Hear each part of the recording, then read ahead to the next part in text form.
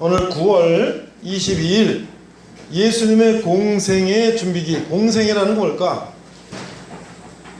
30살까지는 사생의 개인적인 삶을 살았는데 30살, 31살, 2살, 3살, 3년 동안은 공적인 삶을 사셨다.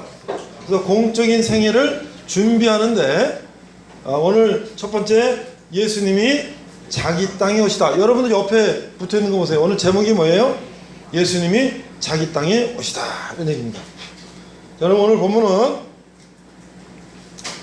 누가복음 1장 31절로 33절. 오늘 여러분 가지고 있는 성경책 몇 쪽입니까?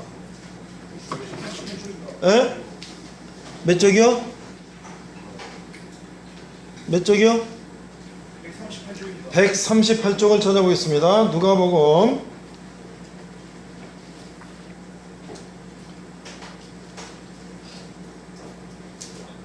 138쪽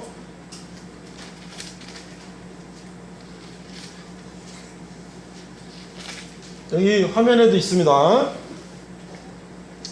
누가복음 1장 31절로 33절.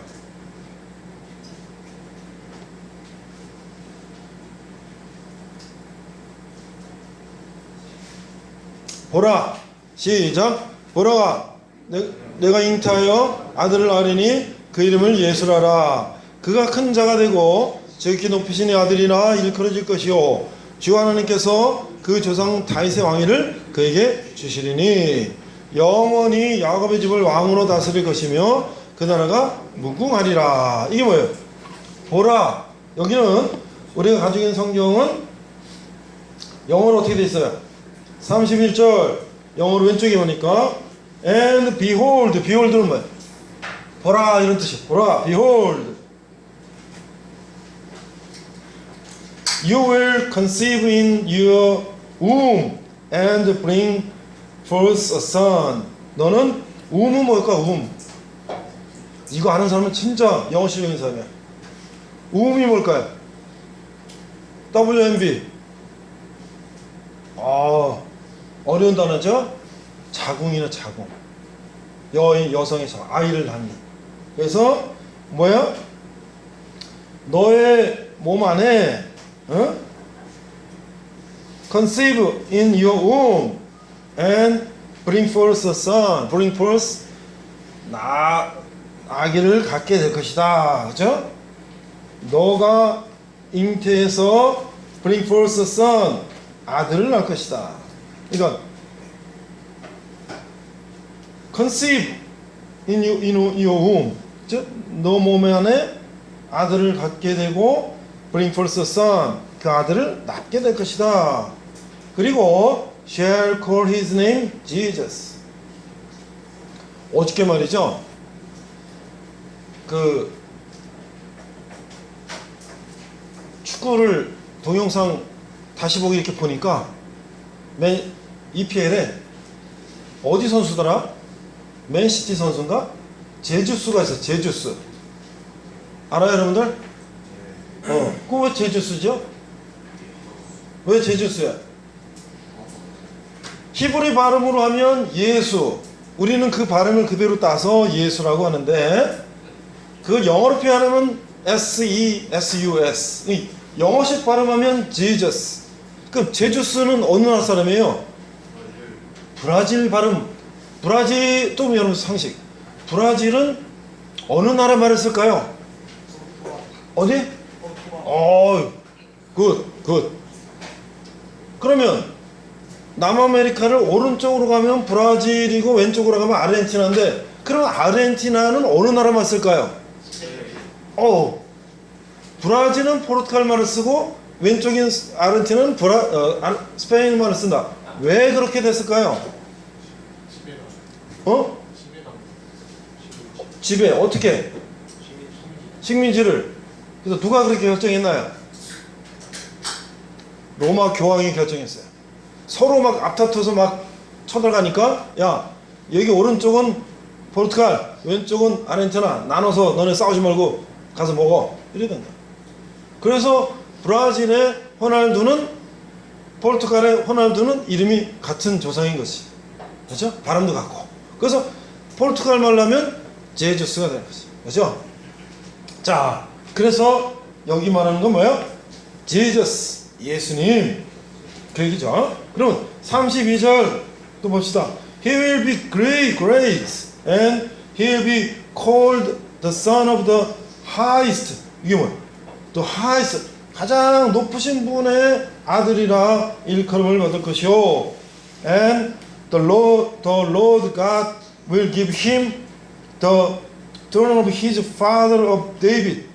이게 뭐야? 데이빗, 다윗의 아버지로서, 그렇지? 다윗의 조상으로 그를 하나님께서 다윗의 조상으로 주실 것이다. 이게 뭐냐? 예수님 그 후손으로 쭉 가면 거기 이제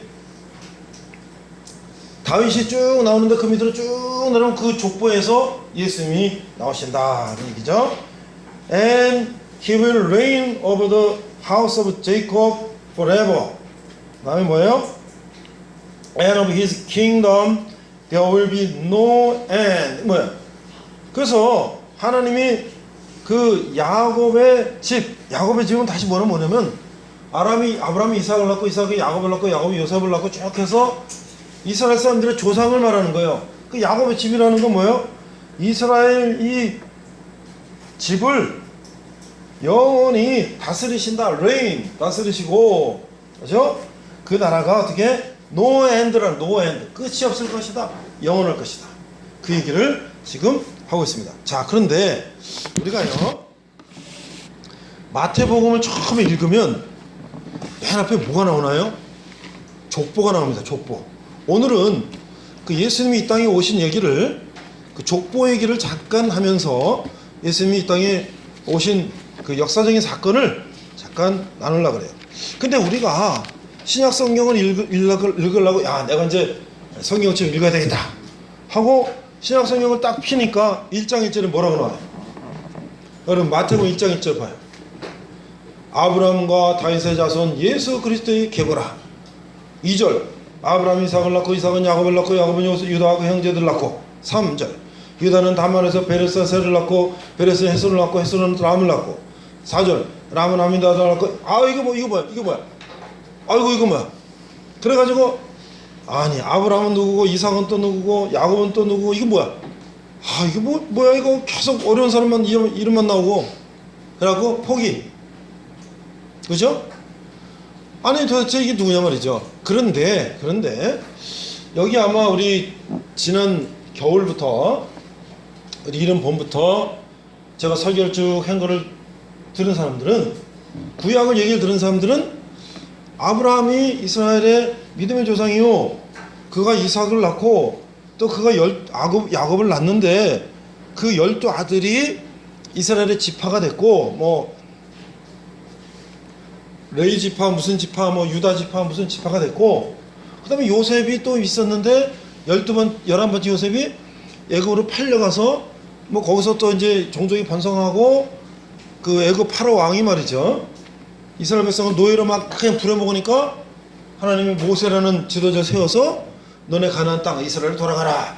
그래서 그 뭐 아는 사람 데리고 가. 이런 얘기를 들은 사람은 아브라함 들었는데, 야곱 들었는데, 조금이라도 한번 들어본 사람은 뭐 그런 옛날 인물이 있었지 이랬는데, 전혀 안 들은 사람은 도대체 이게 무슨 소린가.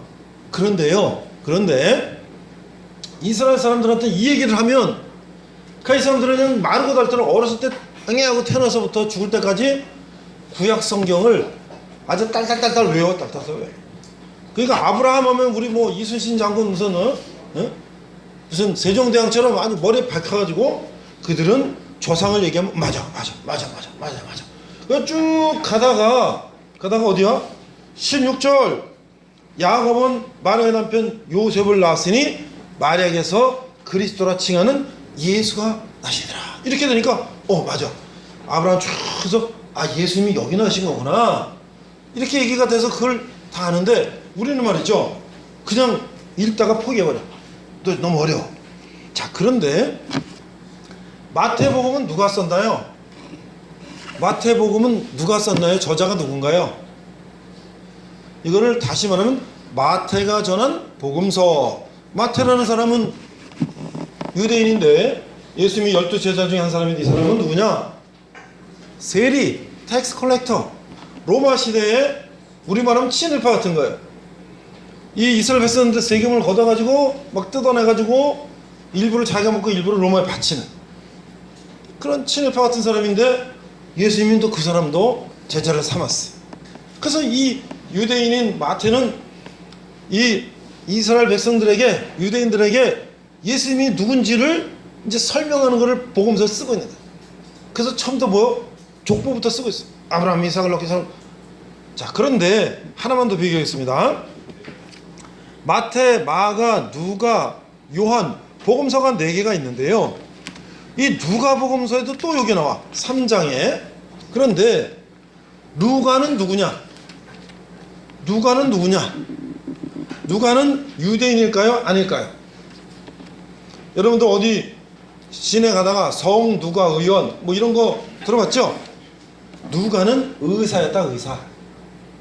성 세인트라는 건 카톨릭에서 붙이는 건데, 이 거룩한 성인에다 세인트를 붙이는 건데, 성 누가 의원 하면 카톨릭 표현이죠. 그런데 루카스 원래 그리스 말로는, 근데 히브리 말로 루가, 그래서 우리 루가라고 쓰는데, 여기 보면 4장 그 앞에 148쪽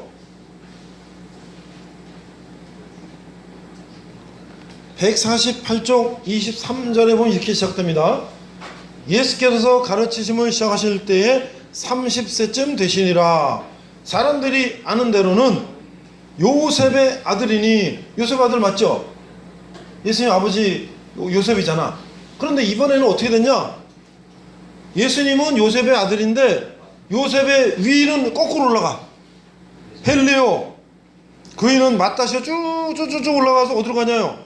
4장 그 위에 보면 38절에 보니까 그 위는 에노스요, 그 위는 셋이요, 그 위는 아담이요, 그 위는 하나님이시라. 뭐야? 마태복음에서는 하나님은 안 나와. 그냥 아브라함서부터 쭉 해서 예수가 나왔는데, 이제 루가는 말이죠. 예수님의 아버지 요셉부터 해가지고 쭉 조상 올라가서 끝에 어디로 갔냐? 하나님까지 올라갔다. 이게 무슨 차이일까? 자, 성경에서 예수님의 족보가 나온 거는 딱 2군데입니다. 신약성경 마태복음 1장과 누가복음 3장. 그런데 이 차이는 뭐냐? 마태는 여러분들 내가 계속 얘기했죠. 이스라엘 사람들, 유대인들은 99%가 구약만 믿어. 신약을 안 믿어. 왜? 예수님을 아직도 구세주라고 생각하지 않아요.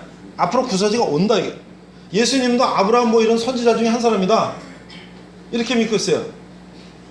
그런데 예수님이 하나님의 아들로서 구세주로 이 땅에 오신 것을 믿게 된 마태 이런 제자들이 유대인들에게 예수님을 소개하는 이제 글을 쓰면서 이 족보부터 시작하는 것이. 그 예수님이 어떻게 마구간에서 나시고, 어떻게 자라시고, 세례요한에게 세례 받으시고, 어떻게 병든 잘 고치시고, 어떻게 우리 죄를 대신해서 십자가에 돌아가시고, 장사의 3년 부활하시고 하늘을 가셨다는 얘기를 쫙 쓰고 있는데, 마태는 유대인에게 그 설명하려면 유대인의 조상 아브라함부터 쭉 얘기를 해야지 이 사람들이 안다 이거지.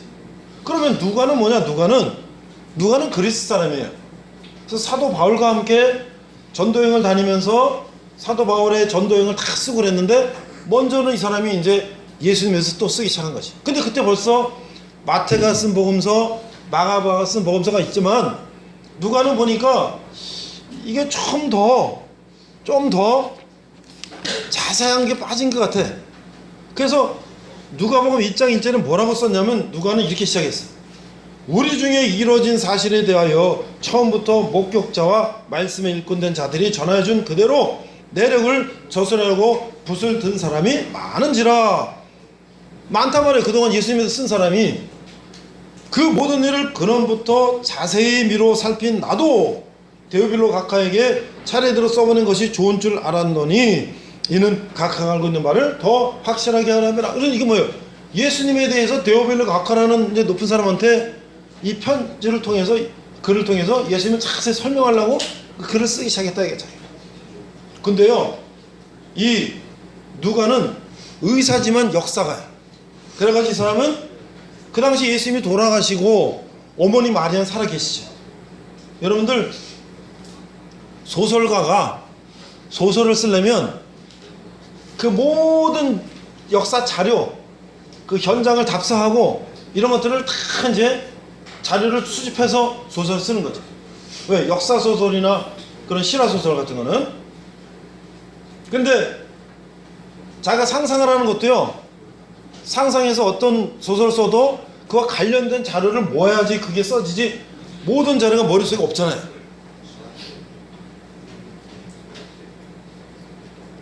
자, 제가 또 퀴즈 낼게요. 잘 들으세요. 얘기하지 마시고. 그래서 누가는 예수님이 어머니 마리아한테 가서, 예수님 어머니 마리아요, 예수님이 어렸을 때 어땠습니까? 예수님이 어렸을 때 이랬고 저랬고 그런 얘기를 다 해준 거를 갖다가 다 적고, 그 다음에 이 누가는 실제로 예수님이 이스라엘 땅에 다니시면서 복음 전한 데를 다 답사하면서 그걸 다 기록을 했다. 그래서 이 누가복음에 보면 다른 마태, 마가 이런 요한복음에 안 나오는 예수님의 그 자세한 기록들을 30가지나 더 기록하고 있다. 그러면서 길지 않고 짧게 예수님을 설명하고 있다 이게. 자, 그럼 첫째 질문. 지난주에도 설명을 했는데요, 왜 예수님은 동정녀인 마리아에게 났을까? 첫 번째 질문. 요셉의 아버지 요셉이 어머니 마리아하고요 약혼을 했어요. 이스라엘은 결혼 방식이 약혼을 하고 1년 동안 각자 집에서 살아. 그래서 1년 후가 되면 결혼식을 올려요. 그러니까 약혼했다 하더라도 같이 동거하지 않은, 부부관계를 갖지 않은 그런 부부인데, 그러면 사실 약혼만 했지 처녀나 다름없죠. 근데 왜 예수님이 이 동정여인, 남성을 안지 못하는 여인은 마리아에게 났을까? 제가 설명했죠? 왜요? 자, 인간은 말이죠, 아담이 하나님이 에덴 동산을 만들고 다 니네 먹고 다 다스리고 다 하라. 그러나 단 선악을 알게 하는 이 선악과는 따먹지 말라. 근데 어떻게 했어요? 뱀에 꼬여가지고 따먹었어. 그래서 어떻게? 우리가 벌거벗은 것도 알고 그래서 나무로 옷을 해 입고, 하나님이 내가 왜 하지 말라고 했냐? 저 여자가 그랬습니다. 하와는. 저 뱀이 그랬어요. 그래서 이제 쫓겨났어. 그리고 여자여, 너는 저 뱀과 이제 원수가 된다.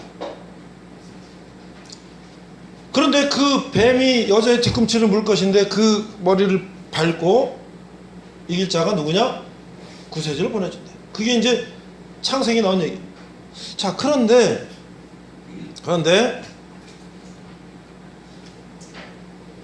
그 아담과 하와가 죄를 진 게 이 우리 인간에게 쭉 내려와서요, 우리가 태어나도 우리 마음속에 죄악된 모습이 있단 말이에요. 여러분들, 내가 여러분들 처음에 신명 왔을 때 이렇게 물어봤죠? 우리는 죄가 있어요, 없어요? 죄가 있지.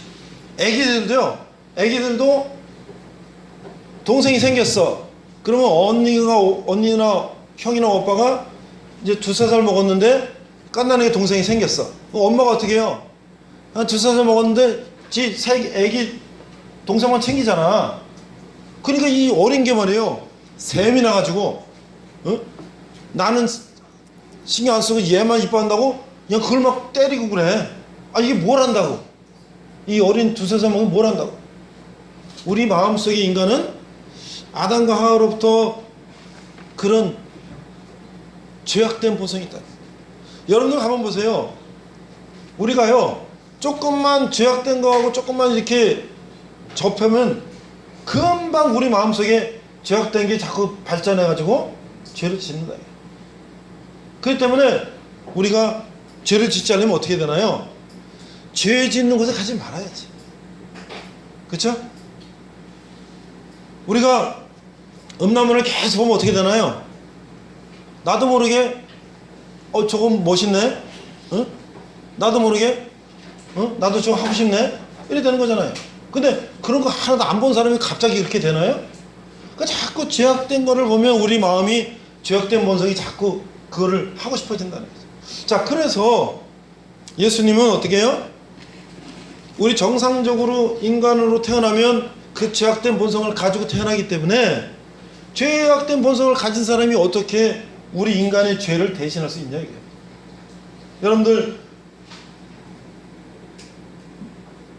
여러분들 아들이 죄를 해서 감옥에 갔는데 어머니가 내가 내 아들 대신에 감옥 가겠어요 하면 어머니가요 죄가 없어야지 대신 가면 어머니는 더 큰 죄를 졌는데 어머니도 감옥 가는 사람이 그 대신 갈 수 있어요? 그렇기 때문에 예수님이 죄를 짓지 않은 동정녀 마리아에게 나셨다. 그래서 우리 대신 죄를 짓게 오셨다. 그러니까 이게 참 우리 인간적인 생각으로는 이해할 수 없는 것이, 아니 어떻게 처녀가 잉태해서 아기를 낳냐 말이지. 성경은 그렇게 기록하고 있어요. 그래서 마리아가 이제 아기를 갖게 됐습니다. 그 요셉은 처음에 그랬죠. 우리 영상 전에 봤죠. 아니 이게 어떻게 된 거냐 말이죠. 헤롯 왕한테 붙들려가서 헤롯 왕의 죽은 관을 만드는 거 하다가 이제 은혜를 입어서 고향 가고 싶다고 보내줘서 와봤더니 웬걸 약한 옷에 배가 불렀어. 이게 어떻게 된 거냐. 로마군이 그랬냐 누가 그랬냐 어떻게 된 거냐. 그때는요 여인이 가늠하거나 이러면 돌로 쳐 죽이는 거야. 그래서 내가 당신을 죽일 순 없으니 그냥 이혼하자 하고 당신 고향으로 가라. 근데 죽이지는 않겠다. 이렇게 하려고 그랬는데 한 천사가 요셉에게도 이제 천사가 내 아내 마리아에게 예수님을 잉태하게 한 것이다. 그 이름을 예수라 하라. 이걸 이제 듣고서 아 이게 무슨 뜻인가. 요셉은 이제 그 뜻을 알게 되었다는 것이죠. 자, 오늘 이제 우리는 이 예수님에 대해서 가장 처음 이제 시작을 하는 거예요. 이제 예수님은 어떻게 태어났을까? 근데 이 성경책에 보면요 여자들이 많이 나와요. 여자들이 많이 나오는데 거기에 여자들 예수님의 족보를 보면 있잖아. 아브라함 이삭이 낳고 이삭이 야곱을 낳고 야곱이 요셉을 낳고 쭉 가면요 거기는 다윗 왕도 나오고 말이죠. 뭐 이렇게 왕도 나오는데 그 족보 중에 보면 아니 이게 전부 다 멀쩡한 사람만 나오는 게 아니라 무슨 뭐 유다는 다말에게서 베레사 세계를 낳고, 다말은 말이죠 유다 며느리인데 자기 남편이 죽으니까 아들을 못 나니까 형제들에게 아들을 낳게 해달라. 이스라엘은 그런 법이 있었어요. 형제가 죽으면 그 형수나 제수가 경제적으로 살 수가 없어요. 그래서 그냥 형이나 동생의 집에 가서 같이 사는 거예요.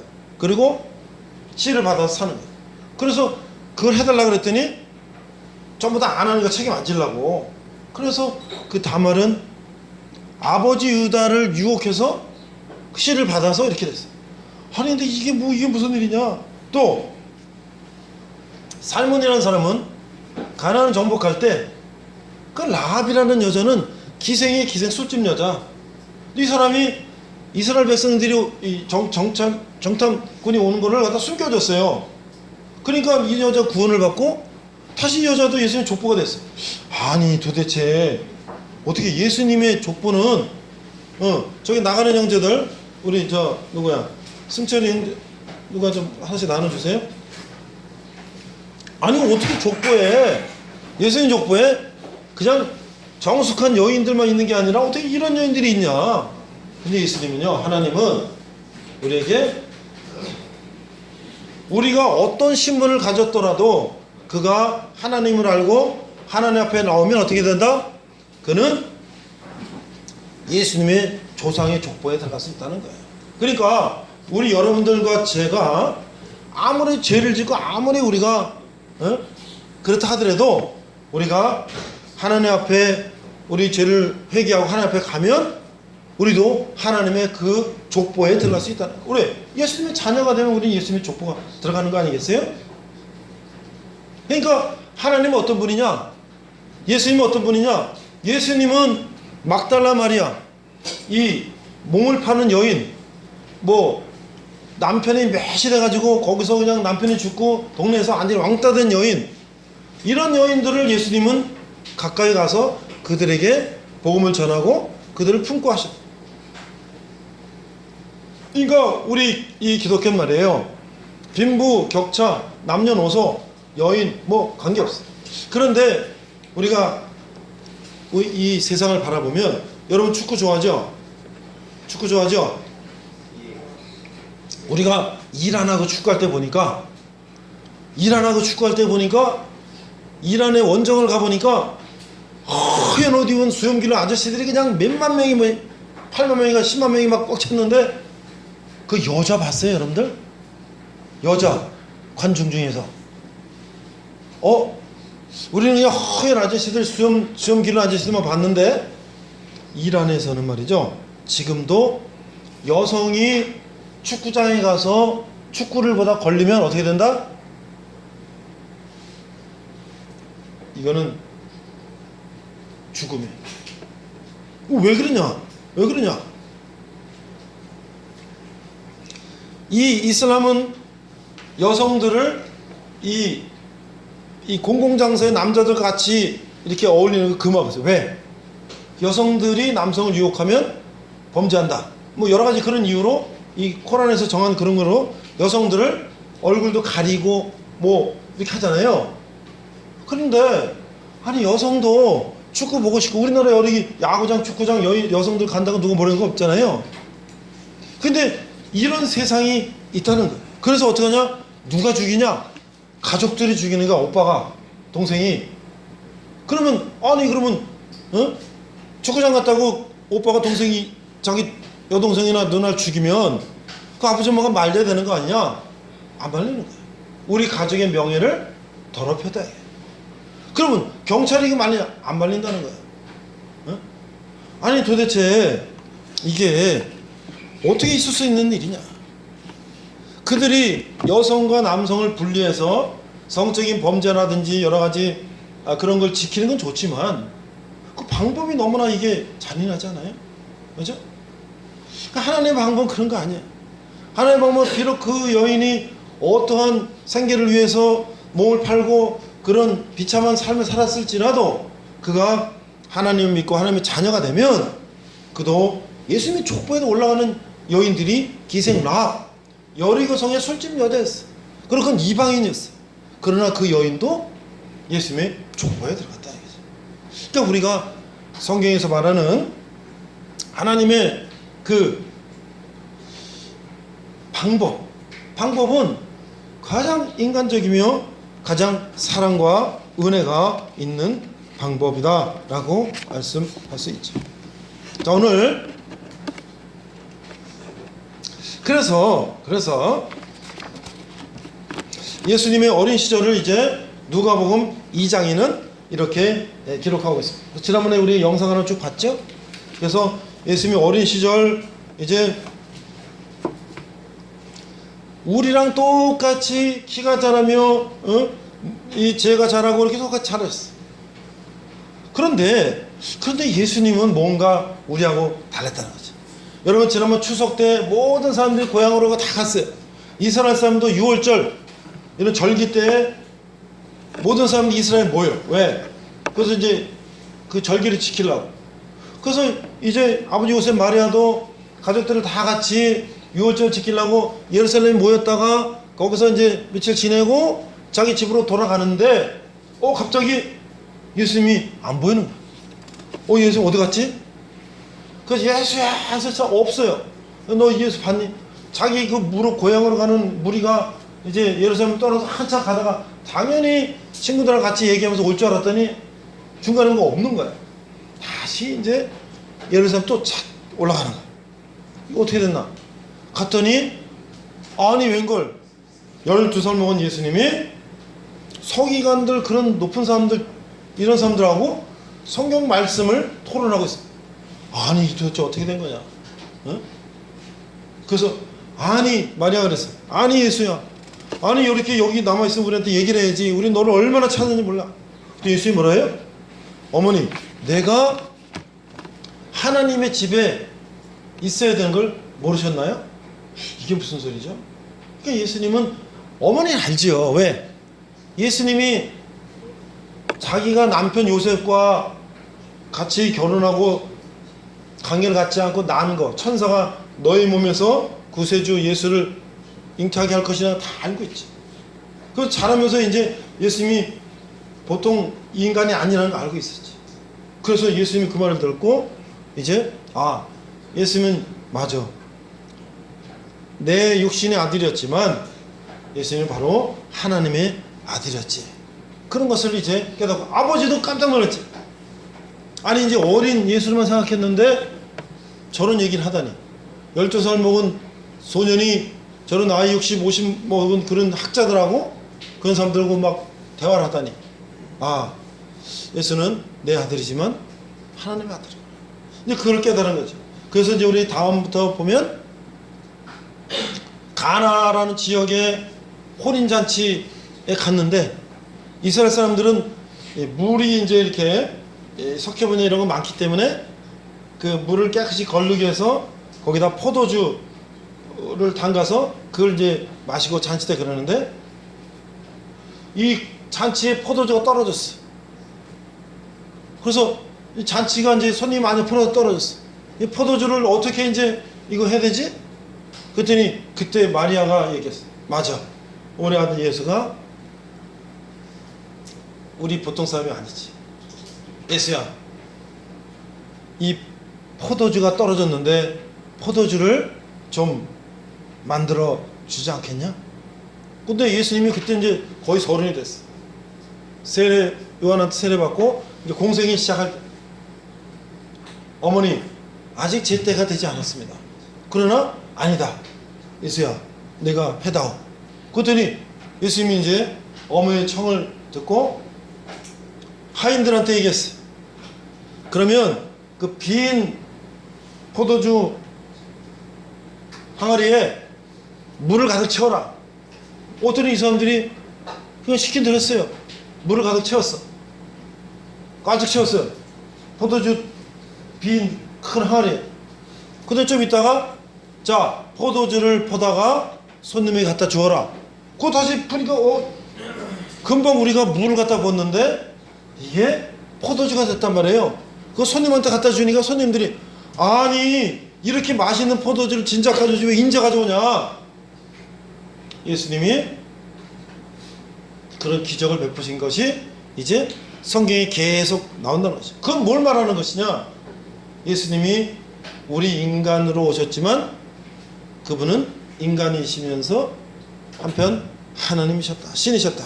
그것을 우리에게 말씀합니다. 그 내가 여러분들에게 얘기했죠.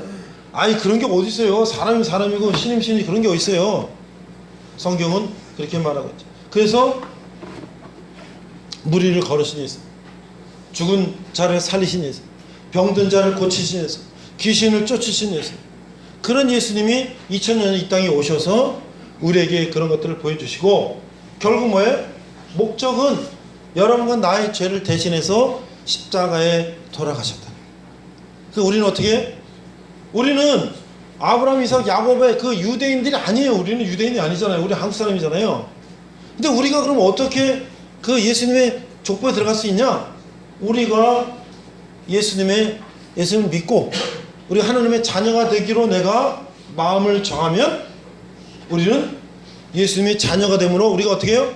유대인은 이 예수님의 그 육신의 유대인은 그 족보에 나오는 아브라함, 그 예수님의 그 유대인 같은 족보지만 우리 한국 사람, 미국 사람, 무슨 사람은 다 유대인이 아닌 다른 이방인이지만 우리도 예수 믿고 하나님의 자녀가 되기로 결심하고 하면 우리는 어떻게 해요?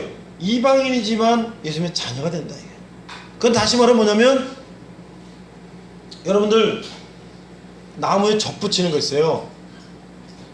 이 올리브 나무에다가 이게 잘 자라기 위해서는요 더 튼튼한 나무 뿌리 있는 나무를 잘라내고 거기다 이렇게 깎아내고요 내가 열매 맺고 싶은 걸 까서 거기다 꽂고 묶어주고 1년 2년 지나면 이게 튼튼하게 자라서 거기 열매를 훨씬 더 큰 열매를 맺는다는 거예요. 이게 뭐야? 접붙이기라는 거예요. 그래서 우리는 이방인이었지만 우리가 하나님의 자녀가 된다고 결심을 하고 우리도 아브라함의 후손이 될 때다. 영적인 후손, 육적인 후손이냐면 영적인 후손이 될 수 있다. 그러면 자 우리는 그럼 하나님의 자녀가 되면 어떻습니까? 우리도 예수님의 능력으로 마귀를 쫓고 이 험난한 세상 가운데 승리할 수 있다는 것이죠. 그것은 내가 하는 것이 아니라 하나님이, 예수님이, 성령님이 나와 함께 하신다는 거예요. 마지막으로 간단한 이야기를 하나 하고 마칠게요. 미국의 어떤 목사님이요 두 아이가 있었는데 한국의 고아 아이를 하나를 입양을 했다는 거예요. 여러분들 우리 홀트 아동 복지나 이를 통해서 외국으로 입양하는 아이들 많죠. 미국 사람들은 왜 그럴까요? 그들은 사람을 사랑하는 그런 마음, 하나님 주신 마음으로 자기가 육신으로 하는 아이들이 있었지만 고아 아이를 입양해서 같이 길렀어. 그 거의 법적으로 그 아버지의 아이인 것이죠. 그래서 아버지가 이렇게 했습니다. 나는 너 아빠고 이 집에 있는 모든 것은 너 거야. 그러니까 네가 마음대로 먹고 싶은 거 먹고 쓰고 싶은 거 써도 돼. 근데 이 어린이가 한 뭐 4-5살 먹어서 왔겠죠. 그러니까 이제 눈치가 알잖아요. 3년 동안을 이 아이가 냉장고 문 열고 뭘 먹고 싶어도 지 마음대로 못 열고 맨날 그때는 거야. 아빠 냉장고 문 열어도 돼요? 아 그거 열어. 너 네 마음대로 언제 먹고 싶으면 먹어. 얘가 맨날 눈치 보면서 그거를 못 열었다. 아빠 냉장고 문 열어도 괜찮다니까. 근데 얘가 3년 집에 온 지 3년이 될 때까지 꼬박꼬박 허락을 먹고 문을 여는 거야. 먹고 싶은 거 먹을 때. 그러니까 아빠는 어땠어요? 마음이 너무 아팠어. 아니 너는 내 법적으로 내 자녀고 이 집은 이 안에 있는 모든 것은 아빠 거니까 너 거나 마찬가지니까 네가 아빠 허락 안 받고 네가 먹어도 된다니까. 너는 내 자녀야. 너는 옆집에서 온 아이가 아니라 내 자녀라니까. 근데 얘가 꼬박꼬박 허락을 맡은 걸 보고 너무나 가슴이 아팠어. 그런데 3년이 지난 어느 날 이 아이가 이제 드디어 자기가 아빠의 아들이라는 것을 확신을 갖고 물어보지 않고 열고 먹어도 된다는 확신을 갖고 얘가 문을 열고 음식을 꺼내서 먹는 걸 보고 이 아버지가 너무나 이 목사님 사모님 너무나 감사해서 울었다는 거예요. 얘가 정말 이제 마음적으로도 내 자녀가 됐구나. 그렇잖아요 여러분들. 근데 이 아이는 왜 그랬을까요? 내가 한국에서 미국으로 가서 낯설고 물설는데 미국 아버지 엄마한테 이게 네 집이고 이게 네 거고 네 마음대로 먹으라 해도 얘는 그게 마음에 오질 않은 거야. 법적으로 너는 내 자식이라 아무리 얘기해도 마음적으로 그게 다가오지 않은 거야. 그래서 항상 조심스럽고 항상 허락을 맡아야 되고. 왜? 고원이나 이런 데서 그랬겠죠. 자기 집이 아닌데 사는데 항상 허락 맡아서 지 마음대로 열고 지 마음대로 했다면 어떻게 혼나줄 거 아니겠어요? 그러니까 항상 얘가 그렇게 조심스럽게 살았는데 이제 확신이 들었어. 아 내가 그냥 열어도 되나 안 되나 한번 해보자. 응? 계속 내가 허락 맡으니까 괜찮다 그랬으니까 해보자. 근데 아무 말도 안 하는 거지. 그래서 이제 아버지가 너는 정말 내 아이가 됐구나. 이 아이도 아 정말 내가 이걸 마음대로 열어도 혼나지 않고 이걸 괜찮구나 라는 확신했다는 거예요. 우리가 말이죠 하나님과 관계도 그래요. 내가 뭐 이렇게 하면 하나님이 해주실까? 내가 뭐 이렇게 하면 뭐 이게 될까? 그럼 우리가 아직도 그 하나님을 믿지 못하기 때문이죠. 마음은 있지만 우리가 이게 정말 될까? 하나님이 정말 역사하실까? 이거를 의심하는 것이죠. 여러분들, 하나님이 역사하시는 건요, 여러분이 뭐 뭐든지, 제가 서울대학교를 합격했어요. 그럼 합격하고, 제가 뭐 삼성을 들어가서 삼성 들어가고, 이게 전부 다 하나님의 역사입니까? 아니에요. 제가 서울대를 가고 싶었는데 서울대를 떨어질 수도 있어요. 그게 하나님의 역사일 수도 있어요. 왜? 내가 공부를 서울대학 갈 만큼 실력이 안 됐는데 내가 서울대학교를 가게 해달라고 기도하고 해서 되면 그게 이상한 거지. 그럼 서울대학교를 떨어지더라도 나는 또 다른 대학을 노력해서 가서 거기 합격해서 거기서 내가 할 수 있는 걸 하는 것이, 그것이 하나님의 은혜 아니겠어요? 모든 인간들이 전부 다 내가 하고 싶은 대로 다 했으면 대한민국 대통령이 수십만 명이 수백만 명이 나오겠지. 국회의원이 수천만 명이 나오겠지. 그렇죠? 재벌이 수백만 명이 나오겠지. 그렇죠? 모든 사람이 다 대통령이 되고 재벌되면 되겠어요? 하나님은, 질서의 하나님은 하나님의 질서대로, 방법대로 우리에게 그거에 합당하신 은혜를 주신다. 그럼 어떻게 우리는? 어떤 사람들은 지금 이 어린이처럼 내가 먹을 수 있는데도 그를 용기를 내지 못하고 포기하는 사람들 많아. 능력이 있음에도 내가 능력을 발휘하지 못하고 포기하는 사람 많아.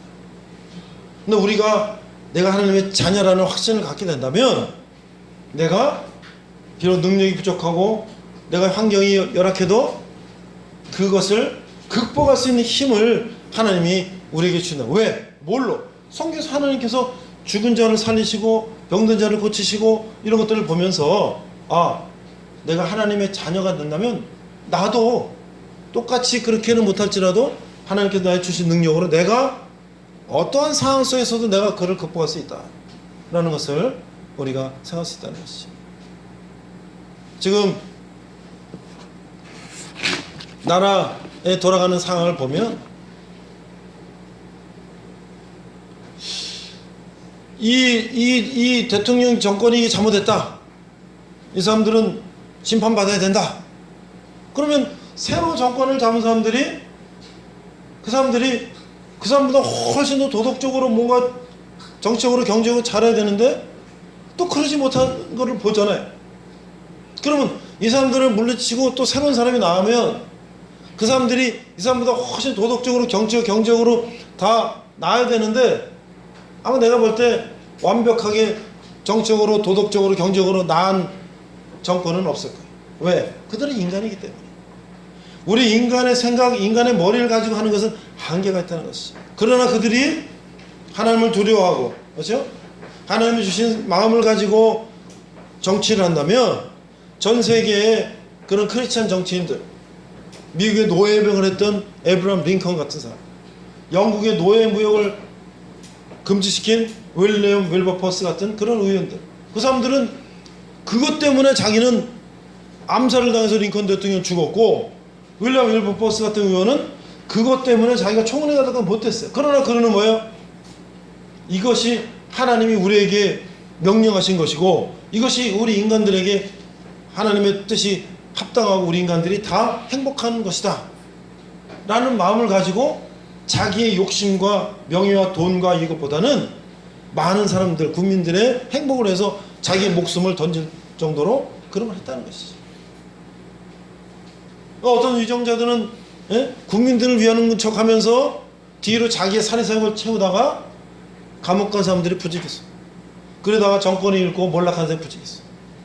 우리가 어떤 삶을 사는 것이 우리에게 하나님이 원하시는 삶이냐. 우리의 삶은 뭐예요? 하나님 보시기에 합당한 삶. 그럼 하나님 보시기에 합당한 삶은 항상 가난하고 못 살고 찌들어지고 뭐 이렇게 하는, 그렇지 않다는 것이죠.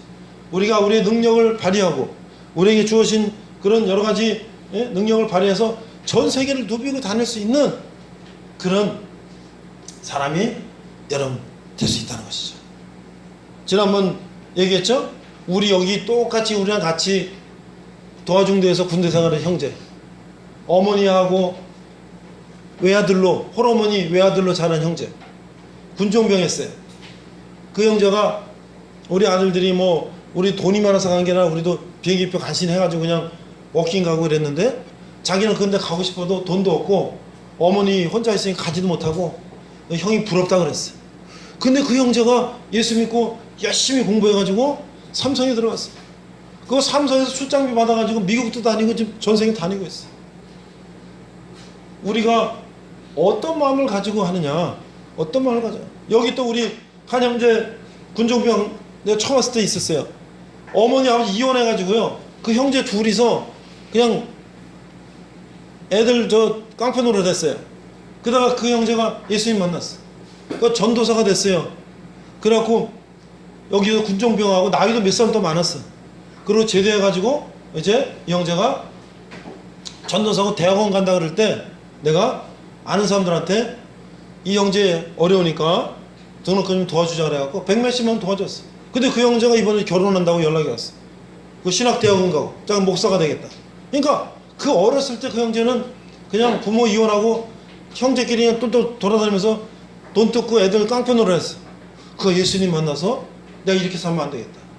내가 이 불량 청소년을 선도하는 그런 목사가 돼야 되겠다. 그래가지고 그 형제가 예수 믿고 그런 삶을 살기 노력해서 돈 없지만 노력해서 이제 전도사 된 신학대학원 가고 이제 결혼도 하고 말이죠. 만약에 그 형제가 예수님 모르고 그냥 돈 뜯고 깡패 노릇했으면 어디가 있을까요? 그는 감옥에 가 있을 거예요.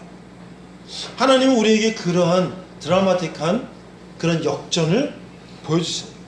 그래서 우리 하나님 믿는 것이 그냥 고리타분하고 그런 것이 아니라 우리 인생에 정말 드라마틱한 인생을 하나님께서 우리에게 보여주신다.